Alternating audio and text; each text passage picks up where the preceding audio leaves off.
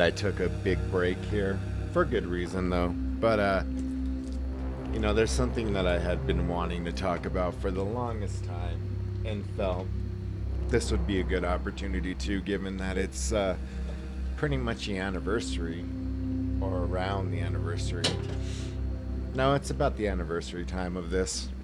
So I've teased this many a times and never got any comments about it, but let me put it this way.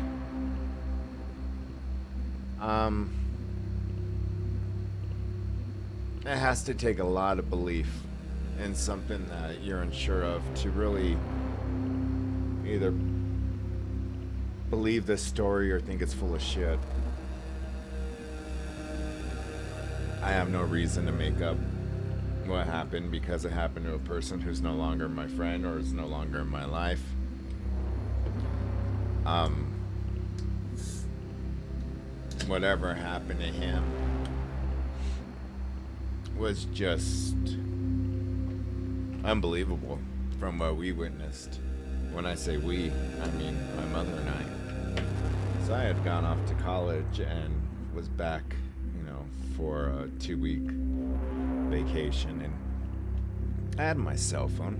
He wasn't aware of that. He was aware of my cell phone, but he wasn't aware that I was back from school. And the oddest thing happened. At 3 in the morning, usually phone calls like that aren't good.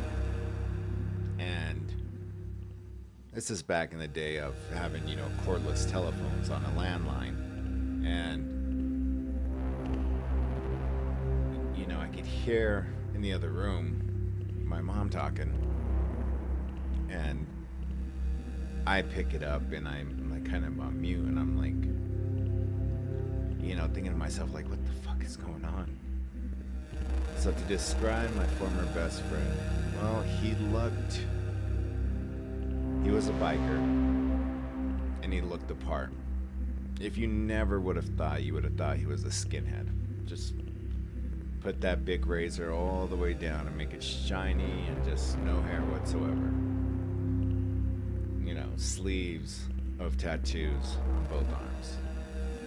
And he had his concealed carry permit, so he was always strapped with his gun. But this was in the wintertime, and he wasn't riding his motorcycle. He happened to be at his other friend's dive bar.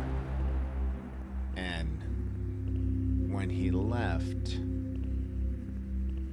this is when all hell broke loose. So again, it takes a lot of faith if you want to listen to this or not, but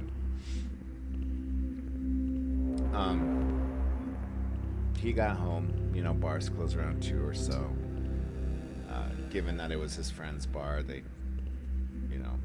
drank up until like 2:45 or so. He only lived like 5-10 minutes down the street from there, so got back home, parked in the garage, and it was a disconnected garage, so he would have to walk, the yard's length to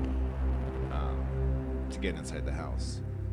And I had taken pictures and everything, and, again, I'm wanting to see if there's anybody who wants to hear the part 2 of this. So I'm going to leave it at a certain point. But he walked into the house, and the first thing he always does, just like the first thing a lot of dog owners do, is when you've been gone several hours, you let your dog out to go use the restroom. And he called her, and she went outside and more or less just playing in the snow. It was a cold winter's night, and it was snowing lightly, nothing big, but she was just having a blast in the snow. And so, he always left the door propped open so she could come back in, and he would just go back and close it. And it's weird, I'm all like tensing up my hands. Don't mean to do that. And then said he went to the restroom, started unchanging, kicked off his boots, and took off his shirt, jacket, and he still had his gun. said he began to smell most awful smell. He said the best way to describe it is like sulfur. Given that he was in the same chemistry class as I was in high school, I mean, sulfur is an unforgettable smell. I mean, it reeks something fierce.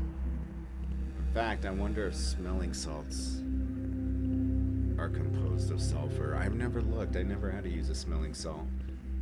But anyways,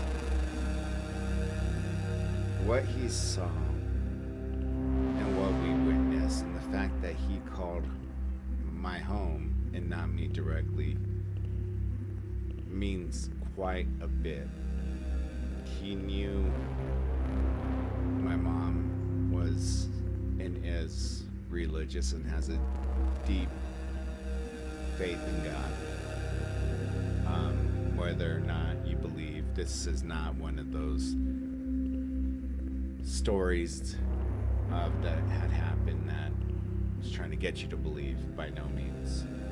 But for him to bypass me and call her, he was looking for something faith-based, and he was looking for help.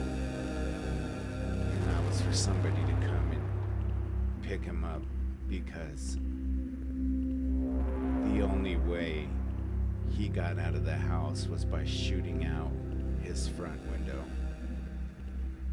Nothing else worked. And I'm gonna post up to this part. If you guys are interested in knowing more, then by all means, please let me know, because I would love to tell this story in its entirety. But if there's no interest, there's no point. But I can guarantee you this story right here I told on Coast to Coast AM with Art Bell, and on Gray Matter when he went to a second station. I'm talking about Art Bell, and each time it just scared the shitload out of a lot of people in my family from what my mother and I witnessed. I mean, this friend of mine,